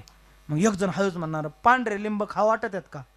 बरं आता ते आधी नको नको म्हणलेलं असते, आता मग पांढरे लिंब म्हणजे तुम्हाला चांगलं माहिती जवळच पोल्ट्री आहे. काही जास्त बोलायला नको. आणि मग महाराज लोक त्याची वासना जागृत करतात महाराज. लोकांचं लय अवघड आहे महाराज. लोक आहे ना, लोक लय चांगल्या दर्जाचे येत नाही. लोक जसं वार आहे तसं उपनीत आहेत. लोक जसं वार आहे तसं उपनीत. मग ते महाराज त्याची गती कशी, अंतीची मते ते साचपण पुढील या गती. आणि मग महाराज त्याला नको त्या जन्माला जावं लागतं. कृपेचा हिमालय, तपाचा हिमालय बाबांनी प्रमाण दिलं. वाचण्याचा संघ एक साधू होते, 4 दिवसावर मरण आलं होतं. असे अट्टल साधू कोणत्या गावाचे, त्या गावाचं नाव शिरपूरवाडी. नाव ऐकलंय शिरपूरवाडी. नाही ऐकलं. लोक म्हणले आपल्या गावाचं नाव शिरपूरवाडी, काय एवढं चांगलं वाटत नाही, गावाचं नाव बदलू. मग त्या गावात गोंद्या चांभार जन्माला आला. मग लोकांनी गावाचं नाव बदललं चांभार गोंदा. म्हणले अगोदरच चांगलं होतं शिरपूरवाडी, हे चांभार गोंदा काय. म्हणले नाव पुन्हा बदलायचं. पुन्हा मीटिंग झाली गावकऱ्यांची. म्हणले पहिलंच चांगलं होतं, काय म्हणले दुसरं चांगलं होतं. 3रा वर्ग झाला, म्हणला दोन्ही मिक्स करू. मग काय करा, काय नाही शिरपूरवाडी काढून टाका आणि श्री ठेवा. लोक म्हणले चांगले श्री. आणि म्हणले चांभार काढून टाका आणि गोंदा ठेवा. काय तयार झालं, श्रीगोंदा. तिथली कथा. ते साधू होते, 4 दिवसावर मरण आलेलं. महाराज तप, एवढं तप केलं महाराज. माझ्या सत्यवादाचे तप, सत्य बोलले ते साधू आयुष्यभर. महाराज पवित्र तुळशीची माळ, अखंड पंढरपूरची वारी. आणि त्या गावात गोंद्या चांभार राहत होता. त्याचा असा नियम होता पवन महाराज की वर्षाला तो 1 खटी जोडे शिवायचा. जोडे, पूर्वी लोक जोडे घालायचे, आता जोडे काय पाहायला मिळत नाही. आता लोक जोडे खातेत पण जोडे काय पाहायला मिळत नाही. आणि मग जोडे शिवायचा. जोडे शिवला का पहिला जोडा तो साधूला नेऊन द्यायचा आणि मग बाकीचे जोडे तो विकायचा. नेहमीप्रमाणे तो जोडा घेऊन साधूकडे आला. आता साधूचा अंत काय जवळ आला, आता जोडा त्याने घ्यायला नव्हता पाहिजे, पण साधूला विलय महाराज गोळा करायचा नाद. जेवढा हल्ली ग्रस्त त्याला गोळा करायचा नाद नाही ना, तेवढा साधू लोकाला लय गोळा करायचा नाद. आळंदीत 50 केशी चालू होते महाराज, मागना पुढं फुपाटा उड. लग्न नाही केलेलं साधूने, आणि मग ट्रस्टची पुतण्याची, जशी चुलत्या पुतण्याची भांडणं प्रसिद्ध आहेत तशी भांडणं 50 कोर्टात आजही मावणार नाही महाराज. साधू लोकांना लय गोळा करायचा नाद. ग्रस्त त्याला लोक देणार नाही, पण साधू दिसला चहा घेत नाही बर, दूध घेत नाही बर, मग नरळ दाबायचं का लोक मग ते म्हणणार नाही ना मी गावरान तुपातला शिरा खाणार. असा थोडा वाव आणला ना, आव आणला का लोक म्हणतात नाही नाही ह्याला झाले मोठा अभ्यास आहे. कायचा मोठा अभ्यास लोक थोडा आव आणला ना, मग लोक म्हणणार नाही लय महाराज कडक आहेत बरं का. आपण म्हणलं ना मी कोणाच्या घरी जेवत नाही, महाराज कडक आहे बरं का. मी चटाईवर बसत नाही, मग गोंगडी आणा बर. मी तुपाचं खात नाही, कांदा लसणाचं खात नाही, घरी गेला तर मरणाचा राग येतो त्याला. कायला कांदा लसूण खात नाही, मग कांदा लसणा राग येतो ना, मग घरी कायला राग होतो, तिकडे पोरांना शिव्या देईन. आता चल आता हे लय लय दाट बोरलं तर मग नको तसं असू द्या, मला थोडा आहे राग असू द्या. मग साधू म्हणले ठेवा ठेवा, गोंद्याचा माराने जोडा आणला, ठेवा ठेवा देवळीत ठेवा. देवळीत जोडा ठेवला. ठेवल्यानंतर अंत काळ जवळ आला होता, तसं उठणंच होणार नव्हतं साधूला, पण म्हणले आता ठेवा तर देवळीत ठेवला. आणि साधू त्या जोड्याकडे पाहायचे, जोड्याकडे पाहायचे, म्हणायचे जोडा घालायचाच राहिला, जोडा घालायचाच राहिला, जोडा घालायचाच राहिला ना. आपल्याकडे एक प्रमाणे ते आपल्या गाथ्यात नाही पण पूर्व परंपरागत म्हणतात, घाला तो घातला वासनेने जडभरत राजा हरणे गरवा गेला. हे गाथ्यात प्रमाण नाही पण म्हणतात आपल्याकडे. आणि मग महाराज काय, महाराज म्हातारं मेलं ते साधू. मेल्यानंतर जर एवढ्याच जोड्याच्या ठिकाणी मन नसतं गेलं तर पुढचा जन्मच नव्हता, पण परत जन्माला यावं लागलं जोड्यामुळं. पण काय देव चतुर असल, देवानी त्या गोंद्या चांभाराच्याच घरी जन्माला घातलं. ते बाळ जन्माला आलं आणि पाठीमागचा जन्म आठवला. अरे रे रे रे रे, एका 2-4 दिवसाकरता जर जोड्याकडे नजर गेली नसती तर मुक्त झालो असतो, परत जन्माला यायचं नव्हतं, मरायचं नव्हतं. काय करावा, पूर्वीचा जन्म आठवला आणि मग सराव ठरवलं साधूनी, आता आईचं दूध प्यायचं नाही, रडायचं नाही, हसायचं नाही. ह्यो शेवटचा जन्म, दूध नाही प्यायलं तर 2-4 दिवसात मरण. शेवटचा जन्म म्हणून बाळ दूध प्यायना, रडाना हसाना. आता बाळ रडाना हसाना दूध प्यायना म्हणल्यावर महिला मंडळ लगेच गोळा झाल्या. म्हणल्या ठकूबाई खुशाल तुझं पोरग रडाना, तुला म्हणत होते मावल्याच्या सवासने घाल, मावल्याच्या सवासने घातल्या असत्या तर पोरग रडलं असतं. दुसरी म्हणली गंगूबाई तुझ्या मावल्या ठेव झाकून, ठकूबाई तुला सांगत होते जिजुरीचं जागरण घाल ग बाई, पोरग रडलं असतं. ती म्हणली अगं वंसाबाई तुझं खंडोबा बी ठेव झाकून, याला मावल्याचा गुण येणार नाही, खंडोबाचा गुण येणार नाही, याला काहीतरी बाहेर वाचा झाला. मग महिला मंडळ, आता चतुर महिला मंडळ त्यातली एक म्हणली कोणाला करतो बाहेर वासा, बाहेर वासा कोणाला कळतो म्हणले होती. म्हणले खाल्ल्या आळीतली नाही का ती रोहिणी, तर ते रोहिणीची भानगड अशी होती, ते रोज त्या साधूच्या घरा पडून जायचे. कोणते साधू, जे मरण पावले ते साधू तिला हिनवायचे. रोहिणी अगं किती दिवस ज्या रजकर्म करशील, कधीतरी पवित्र तुळशीची माळ घाल, पंढरपूरची वारी कर, मुक्त हो, असं म्हणले की ते रोहिणी साधूला म्हणायची साधू माझं जाऊ द्या पण तुम्ही तुमचा शेवट सांभाळा. काय म्हणायची रोहिणी, माझं जाऊ द्या पण तुम्ही तुमचा शेवट सांभाळा. साधूला असा राग यायचा महाराज. आणि मग लोक म्हणले, बाया म्हणल्या ते रोहिणीला कळतो बाहेर वासा काय झालाय, काय देव चतुर असेल हो. लगेच रोहिणीला बोलवलं, रोहिणीला बोलवलं, रोहिणी आली आणि मांडी घालून बसली. मांडी घालून बसली, त्या मांडीवर त्या बाळाला दिलं आणि त्या बाळा कपावून ती रोहिणी म्हणते साधूवर्य सांगत होते शेवट सांभाळा, आता कस, आता रडा हसा, आईचं दूध प्या, पवित्र तुळशीची माळ घालून पांडुरंगाची वारी करा आणि मुक्त व्हा. तेच बाळ पुढं मोठं झालं, त्या बाळाचं नाव मोठं साधू झालं, पंढरपूरचं वारकरी झालं. त्याच बाळाचं नाव संत रोहिदास महाराज. पूर्वीच्या जन्मातले मोठे साधू होते. साधूला जन्माला रक्त वासना शिल्लक राहिल्यावर मग खोटं बोलणाऱ्यांना, लबाड्या करणाऱ्यांना, ह्या बोटाचा तुका ह्या बोटावर नेणाऱ्यांना का होऊ लागणार नाही. खंते ते न करा होणे गाढव करा. या जन्मात वासना पाप शिल्लक राहिलं का जन्माला पापामुळे जन्माला यावं लागतं, वासनेमुळे जन्माला यावं लागतं. अजून सांगू तुम्हाला जन्माची कारण, दुसऱ्याचं फुकट खाल्लं का बैल होऊन फेडावं लागत. कधी कोणाच्या फुकट पंक्तीत जीव नाही मनुष्याने. कीर्तनात टाळ घेऊन उभं राहता येईल का, मग पंक्तीला बसा. बर, मग कीर्तन झाल्यावर थोडं भजनाला बसता येईल का, मग पंक्तीत बसा. काय काय पंगत दिसले का मांडे घालून बसले जातात नीट. असे काही 2-4 आहेत महाभाग मी जाताना बघितलेत मागाचे. असू द्या. आणि मग सांगायचा मुद्दा असा की फुकट कोणाचं खाऊ नये, जन्माला यावं लागतं. हे जन्माची कारण आहेत महाराज. जन्माची कारण सांगता सांगता रात उजळत. जन्माला अन्य कारणाने यावं लागतं. महाराज बोलतात मी जन्माचं बीज भाजलं. बर, पापाचं कसं काय बीज भाजलं, महाराज बोलतात पाप जळाले पळाले, पाप मी जळून टाकलं, भाजून टाकलं, म्हणून आम्हाला जन्माला यावं लागणार नाही. वासना, वासनेला मी देवाच्या पायाजवळ गुंतवलं. तुका म्हणे अवघी आवरली वासना, वासना आवरली, पाप जाळलं, आणि दुसऱ्याचं फुकट तर मी कधी खाल्लंच नाही. म्हणून महाराज म्हणतात मला जन्माला यावं लागणार. म्हणले मरणाचं बी बीज भाजलं म्हणतात महाराज. म्हणजे कोणत्या कारणाने मरावं लागत महाराज? मरणाची कारण मरणाची इथं नाही का आलं तुम्हाला? तुम्ही ऐकताय सगळेजण मरणाची कारण सांगताय त्याला महाराज.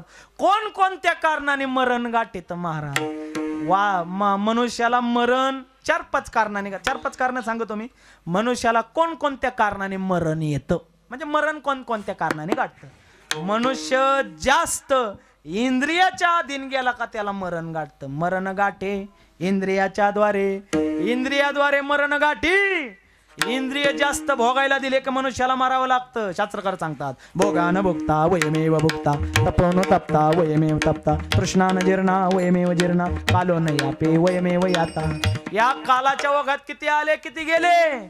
पण खरं सांगू ते इंदुरीकर महाराजांचं एक वाक्य आहे बघा, गुलाबजाम खाणारे संपले, गुलाबजाम अजून तसाचे आहे ना, अजून पातेल्यात आहे ना, मावशी आहे ना अजून, हा म्हणा तुम्ही, आहे ना अजून.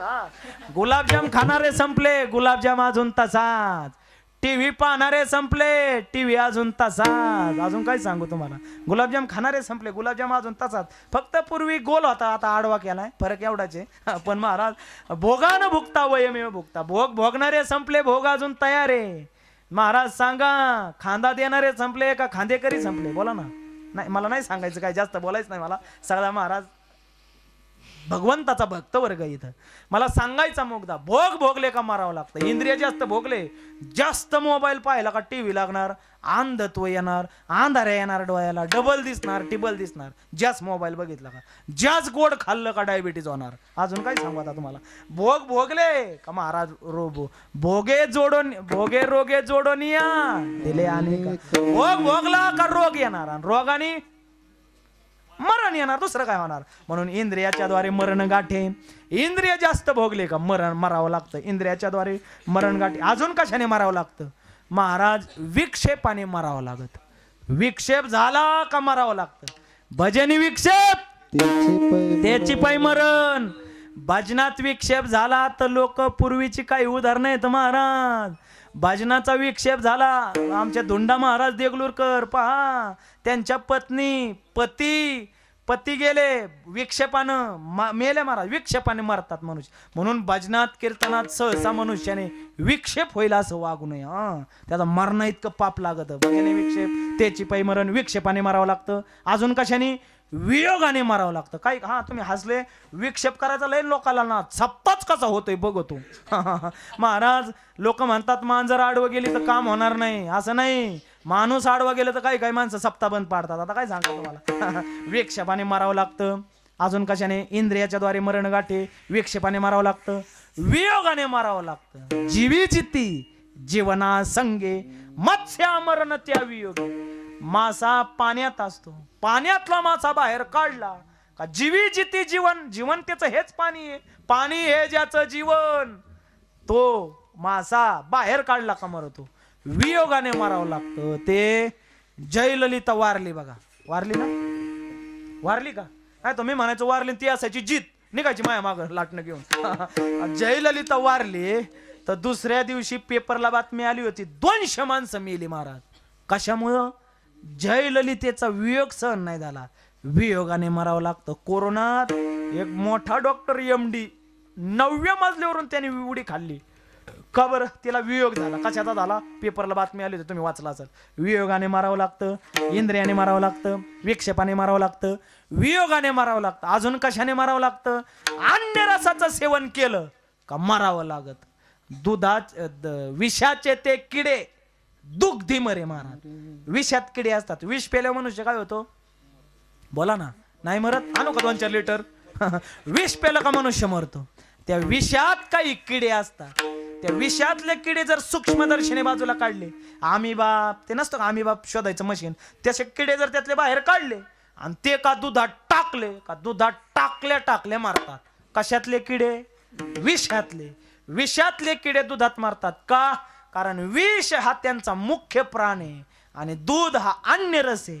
अन्य रसाचं सेवन केलं का मारावं लागतं. आपला कोणता रस आहे? दूध प्यावं माणसाने, मनुष्याने पाणी प्यावं, मनुष्याने ताक प्यावं, मनुष्याने भाकर खावी, मनुष्याने पोळी खावी, मनुष्याने गुलाबजाम खावा, मनुष्याने भात खावा. का मनुष्याने काही खावं? नाही. मनुष्याने काही प्यावं? नाही. मनुष्याने काही प्यावं? नाही. मनुष्याने काही खावं? अन्य रसाचं सेवन केलं का मनुष्याला मारावं लागत. अन्य रसाचं सेवन केलं का मनुष्याला मारावं. मला काय म्हणायचं तुम्हाला चांगलं कळतंय. अन्य रसाचं सेवन केलं का मनुष्याला मारावं लागतं. महाराज दुधाचे विषाचे ते किडे दुग्धे मरे. अन्य रसाचं सेवन केलं मारावं लागतं, विक्षेपाने मारावं लागतं, नानात्व दर्शनाने मारावं लागतं मनुष्याला. नानात्व म्हणजे काय? तो अमक्याचा, तो तमक्याचा, तो फलाण्याचा, तो त्या जातीचा, तो त्या पंथाचा, तो त्या संप्रदायाचा, तो त्या पक्षाचा. असा भेद आहे ना. जोपर्यंत अंतकरणात असा भेद आहे, समजून जा आपल्याला मरण गाठणार. तुम्हाला एक उदाहरण देऊ. जर आपण एसटीतून प्रवास करत असेल तर प्रवास करता करता आपण पेपर वाचायला घेतला. नानात्व दर्शन कशाला म्हणायचं? आपली एक समान गती चाललेली आहे. कशात? त्या एसटीत.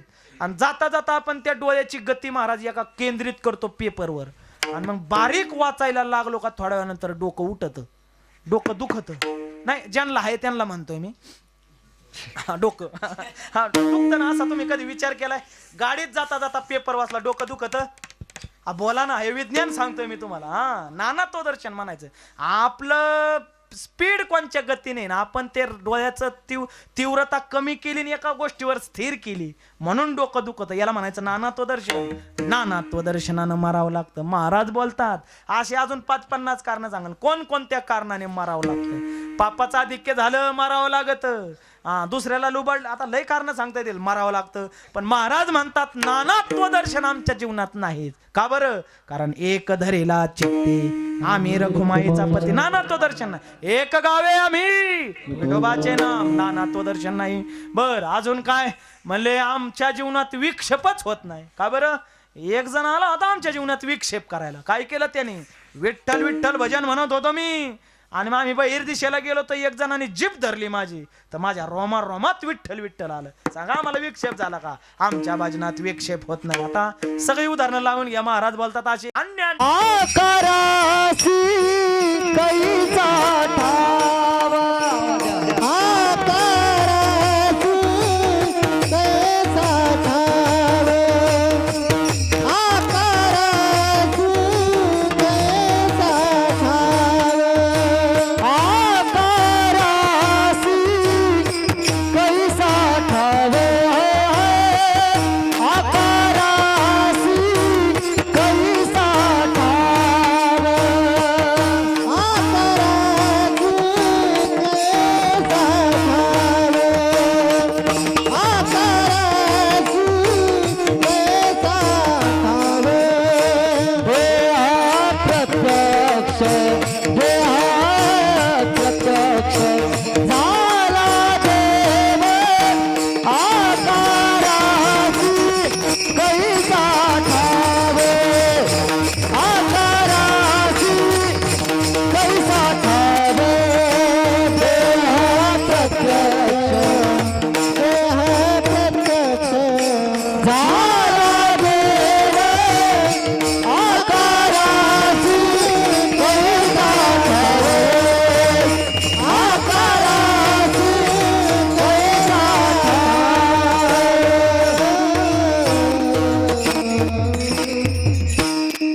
महाराज बोलतात आता आमच्या स्थितीचं वर्णन आहे का? आता आमची स्थिती आकारा सेकायचा ठाव. आता कुठल्या प्रकारचा आम्ही आकार धारण करत नाही. आमचा देहच प्रत्यक्ष देव झाला. आकारा सेकायचा ठाव, देह प्रत्यक्ष झाला देव. कशाप्रमाणे? साखरेचा नोहे ऊस, आम्हा कायचा गर्भवास. पहिल्या चरणात एक उदाहरण दिलं महाराजांनी बियाचं. तिसऱ्या चरणात उदाहरण देतात ऊसाचं. काय करतो ऊस? ऊस का एकदा कारखान्यात गेला का त्या कारखान्याची एक साखर होते आणि परत त्या साखरेचा ऊस होत नाही. तसं आम्ही आमच्या अशा स्थितीला प्राप्त झालोय की आता तीच स्थिती सोडून आम्ही परत काही माघारी येत नाही. म्हणून साखरेचा नोहे ऊस, आम्हा कायचा गर्भवास. आता आम्ही परत काही गर्भाला येत नाही. आम्ही काही कोणची गर्भधारणा करत नाही. आम्हाला जन्माला यावं लागणार नाही आणि आम्हाला मरावं लागणार नाही. कारण आम्ही जन्माचं बीज आणि मरणाचं बीज त्याच्या बीजासह भाजलं. विठोबा रखुमाये, विठोबा रखुमा, विठोबा रखुमा, विठोबा रखुमा, विठोबा रखुमा, विठोबा रखुमा, विठोबा रखुमा, रखुमा, रखुमा, रखुमा, विठोबा रखुमा, रखुमा, विठोबा रखुमा, रखुमा,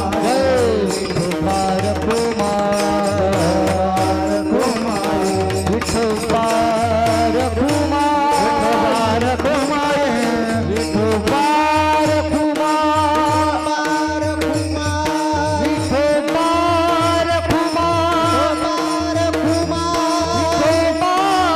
रखुमा, रखुमा, विठोबा रखुमा, रखुमा, रखुमा, रखुमा,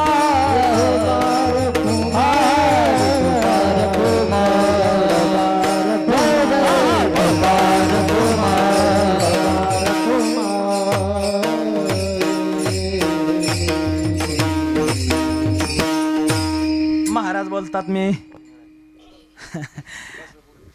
जन्माचं बीज भाजलं, मरणाचं बीज भाजलं.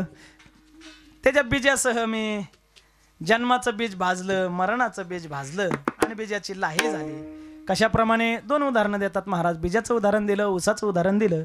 ज्याप्रमाणे ऊसाची एकदा साखर झाली परत साखरेचा ऊस होत नाही, त्याप्रमाणे आता आम्ही असा आकार धारण केला. आमचा देहच प्रत्यक्ष देव झाला. कशामुळं?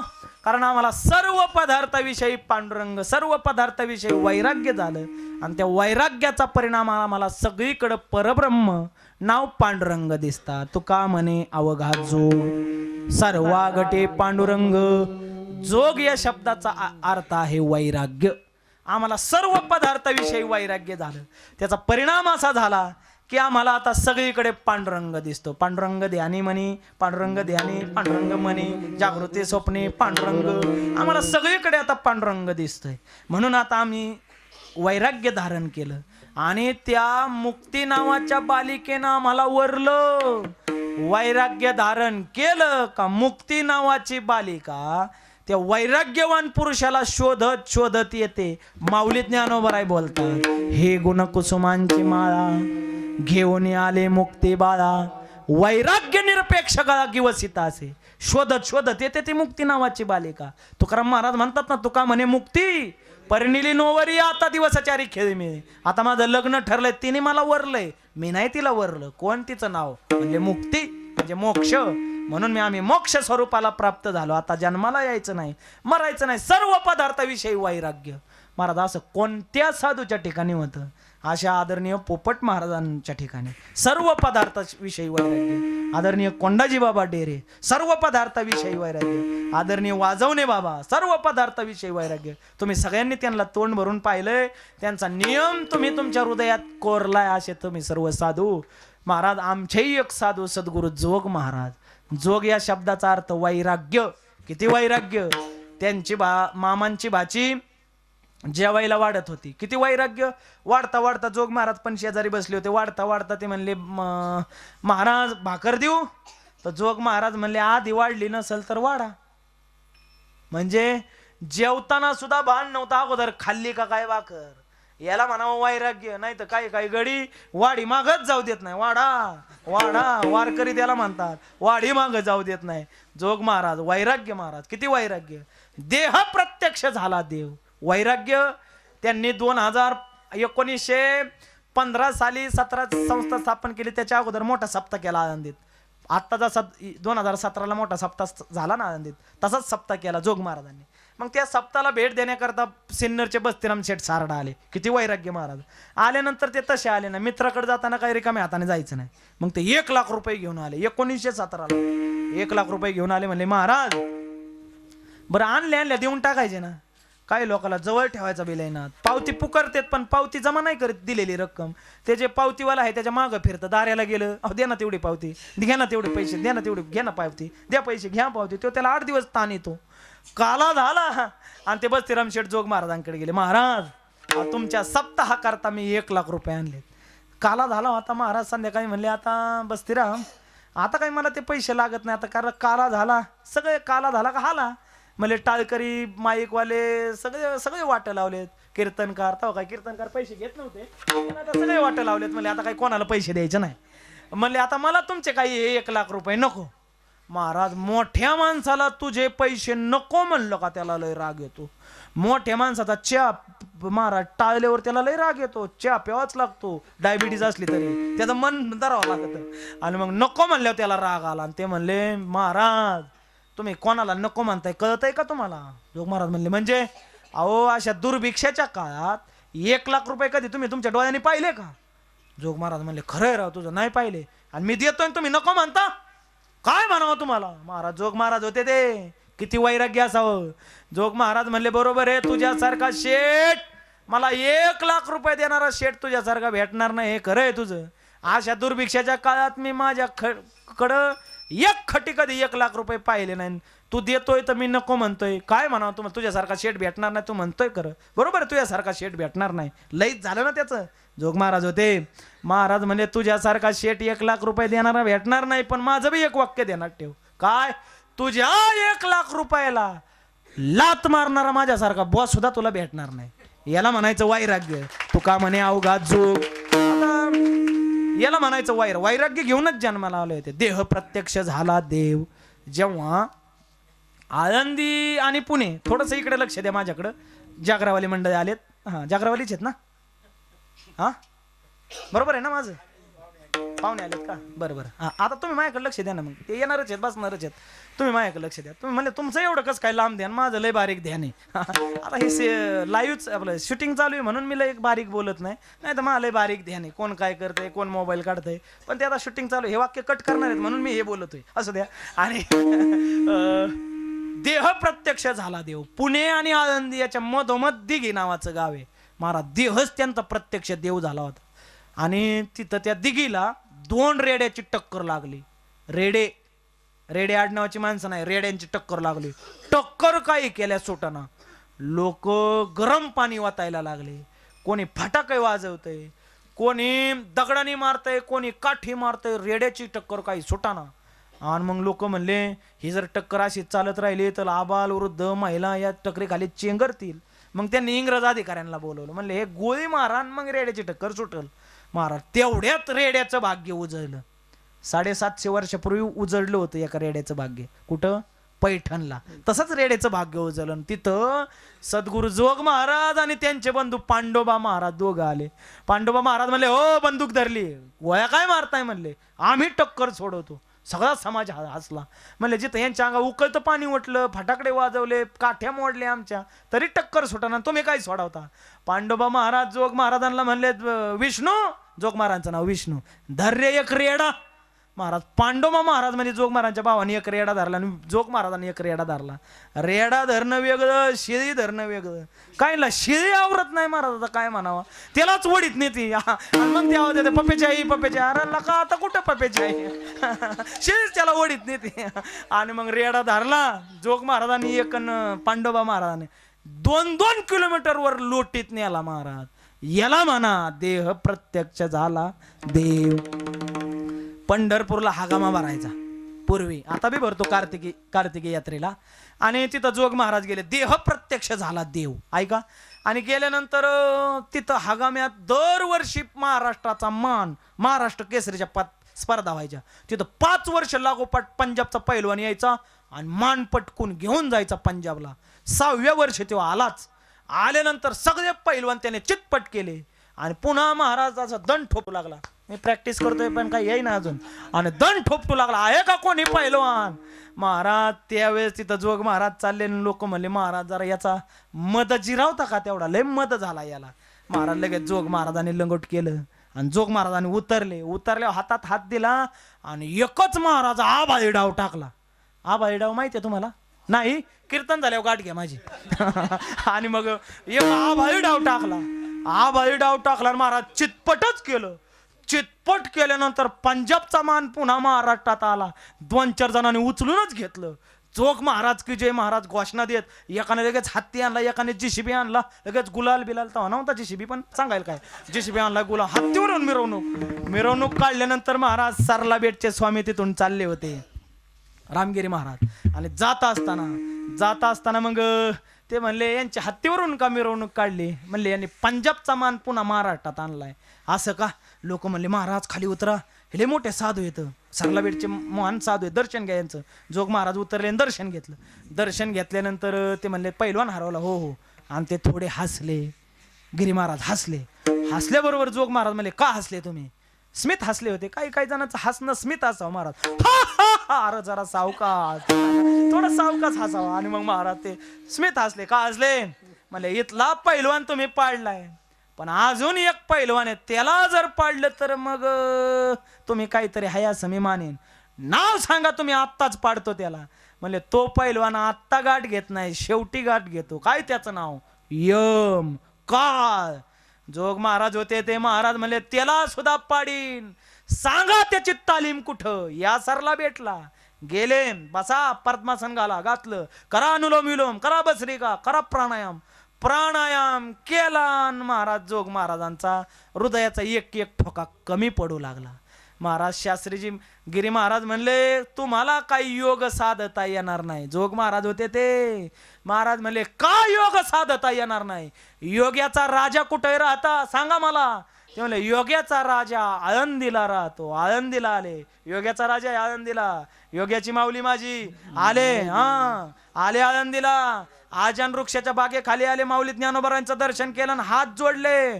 माऊली उभ्या जीवनात जर पापच केलं नसेल तर पदरात घ्या. महाराज काय ताकद असेल, पापच केलं नसेल तर? आता लोक चालता पाप करतात. माझा गाडीवर जाताना बी महाराज कुत्र्याला थानीन. लोक पाप महाराज काय आता सांगायलाच नको. हे लय बारीक होतं, आता शूटिंग चालू आहे म्हणून, नाही तर मी असं जंक्शन कीर्तन केलं असतं. असू द्या. आणि मग बरोबर हे म्हणते. बरोबर.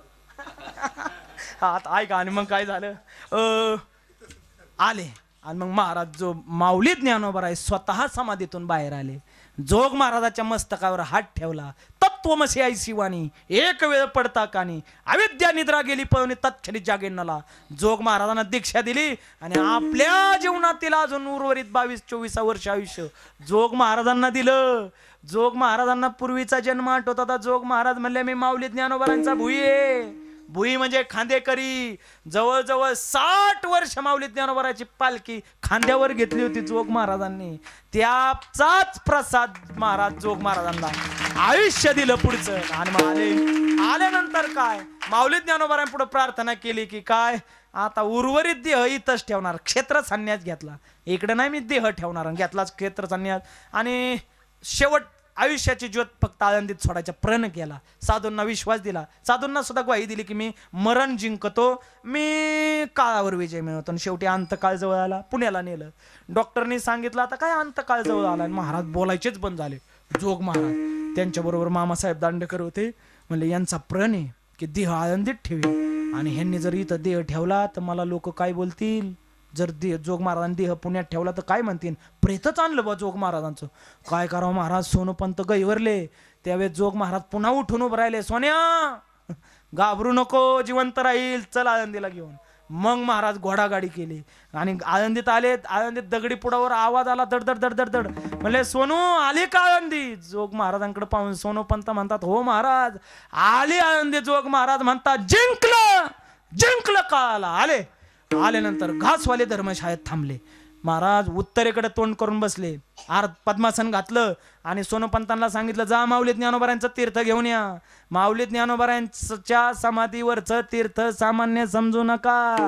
पांडुरंग परमात्म्याला अस्वस्थ झालं, कर्मेना बेचैन झालं. देवाला सांगितलं वैद्यानी माऊली ज्ञानोबारायांच्या समाधीचा अभिषेक करा, तीर्थ घ्या बरं वाटल. मग जगाचा नायक पांडुरंग परमात्मा आळंदीला आले. तसे आले नाही, चतुर्भुज रूपाने आले. विष्णू मूर्ती चतुर्भुज, पूजे ब्राह्मणा सहित द्विभुज, तुळशी मंजुळा केशिराज त्यांचे मस्तकी वाहतचे. मग चरण तीर्थ घेतले, समस्त मंदिरी शिंपिले, आपणामुखी घातले म्हणे कृतकृत्य झालो. वा महाराज सगळ्या समाध्या पाठ आहेत यांच्या. वा वा वा वा टाळ्या वाजवा यांच्यासाठी जरा. आणि मग काय केलं महाराज त्यावेळेस? महाराज देवाने काय केलं? तुळशी मंजूळ टाकले माऊलींच्या समाधीवर, चरण तीर्थ घेतलं, मंदिरात शिंपलं, मुखात घातलं आणि देव म्हणले हा आता मला बरं वाटतंय. कोण म्हणतंय?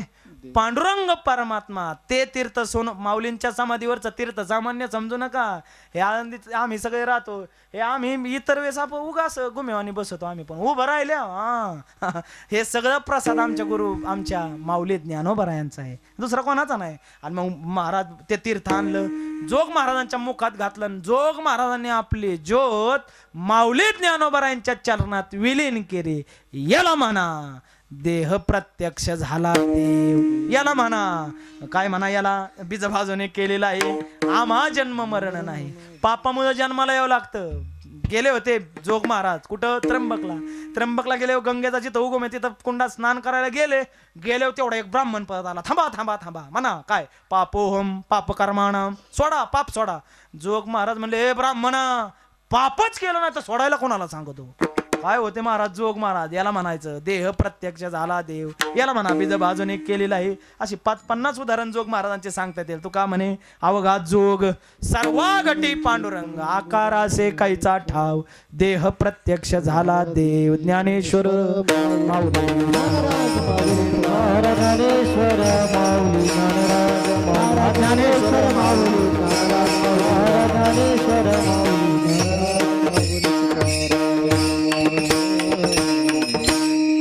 महाराज बघता बघता 20 मिनिटं जास्त झाले, कळालंच नाही. तुमच्याकडे पाहिलं असं वाटलं आता शिकत 11:15 वाजले. तुम्ही बी आता मोबाईल बघितला, तुम्हाला बी ध्यानात नव्हतं. असू द्या, झालेली सेवा. वैकुंठवासी पोपट महाराज कदम, पोपट महाराज नाना कदम यांच्या चरणी समर्पित करत असताना बोलता बोलता एखादा अपसिद्धांत झाला असेल तर ते माझ्या वाणीचे दोष आहेत. जे काही बरोबर ते सद्गुरू जोग महाराज वारकरी शिक्षण संस्थेचं आहे. माझे गुरुवर्य ज्ञानेश्वर महाराज कदम छोटे माऊलींचं आहे. त्यांच्या चरणी नतमस्तक होतो. आणि या संपूर्ण कदम परिवाराने मला या सेवेकरता आदरणीय मच्छिंद्रनाथ महाराजांनी बोलवलं. हे आमच्याबरोबर तीर्थयात्रेला असतात. आमचा काही लय संबंध नव्हता आला, पण 8 दिवस आम्ही सोबत होतो. ते म्हणले यंदाचं पुण्यस्मरणाचं कीर्तन तुम्हालाच. म्हणलं चालतंय, काय अडचण नाही, कुठं बी जाऊन सेवाच करायची. म्हणून या ठिकाणी सेवेचा योग आला आणि तुमच्यासारख्या थोर साधू संतांचं मला दर्शन झालं. सगळ्यांच्या चरणी विनम्र भावाने अभिवादन करतो. हे गोड अशी गोड संस्थेतली मुलं बघा ना महाराज, 11:30 वाजले तरी कोणाच्या तोंडावर 12 वाजले नाहीत बघा. म्हणजे गड्यात 11:30 वाजले पण कोणाच्याच तोंडावर 12. असं वाटतंय अजून रातभर कीर्तन चालावं. पूर्वी महाराज कीर्तन संध्याकाळी 9ला सुरू व्हायचं, सकाळी 6 वाजेपर्यंत चालायचे. अजून बराच टाइम आहे आपल्याला, असू द्या. पण नाही आता काही लय ताणणं बरोबर नाही, तुटत. मग म्हणून आदरणीय पवन महाराज गणगे गोड मृदंग वाजवतात. महाराज एवढा हात पळतो त्यांचा, भविष्यात कोणी यांचा हातच धरणार नाही. मग पाय धरतील पाय आणि काय म्हणतील आम्हाला थोडं शिकवा. असे गोड मृदंगवादक पवन महाराज. त्याच तोलाचे मोलाचे आदरणीय नागेश्वर महाराज, लखन महाराज यांनी गोड साथ केली. महाराज हे दिसायला ते वाळलेच आहेत पण काय तयार आहेत महाराज. त्या आता पवन महाराज एखादा हात बघा खाऊन लय हात लागतो त्यांचा, पोरांना माहिती यांचा. महाराज असे गोड गायक वादक आपल्या परिसरातच इथं कानेवाडिया म्हणून यांची गोड शिक्षण संस्था आहेत. 100 मुलं आहेत. यांना म्हणलं 25 मुलं, ते म्हणले 100 आणतो. म्हणलं नको, तिथं मावायचे नाहीत. असे गोड हे मुलं आणले आहेत. माझ्या समेत आलेले आदरणीय अतुल दादा, त्यांनाही धन्यवाद. आणि या परिवारावरती नेहमीप्रमाणे आदरणीय गारगोटे महाराज, अजून काय महाराजांचं नाव राऊत महाराज, पाठीमागचे ते जर्किंगवाले महाराजांचं नाव काय प्रमाणे सांगतात ते मला बाबा हा भगवान महाराज. वा भगवानासारखे माझ्यासमोर थांबले. वा पाठांतरावाली माणसं आहेत सगळ्यांच्या चरणी. आमच्या राऊत काकू, दत्तात्रय काका, आता ही सगळी आमच्या तीर्थयात्रेतली माणसं आहेत आदरणीय. समोरच आमचे राऊत काका बसलेत. सगळ्यांना धन्यवाद देतो. आणि याच ठिकाणी का बोलू अजून थोडा वेळ काय थांबा. हा बरं थांबा. विठ्ठल जय जय